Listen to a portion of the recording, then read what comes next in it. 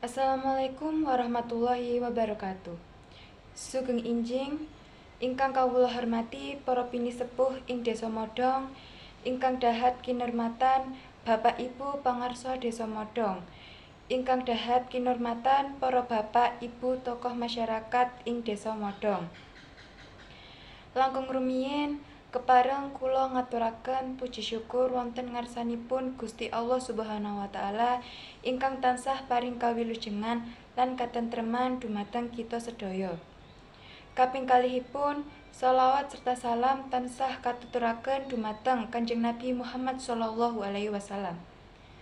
Para rawuh ingkang kinurmatan, lumantar kesempatan menika kula ngaturaken matur nuwun ingkang tanpa upami awit saking rawuhipun saha partisipasinipun panjenengan sedaya wonten ing kagiatan kerja bakti desa menika. Kagiatan menika minangka salah sawijining wujud guyub rukun saha gotong royong antar warga Desa Modong. Kanthi ananing kagiatan kerja bakti menika dipun pangajeng-ajeng saged njagi kebersihan lingkungan, ngresiki saluran toya, saha ngrumat sarana umum ing desa kita.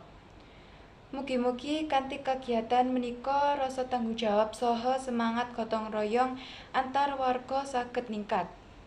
Saengga Desa Modong dados desa ingkang resik, tertata, saha nyaman kangge urip saben dinten.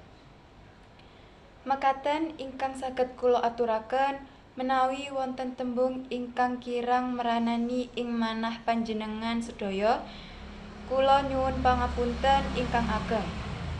Matur nuwun. Wassalamualaikum warahmatullahi wabarakatuh.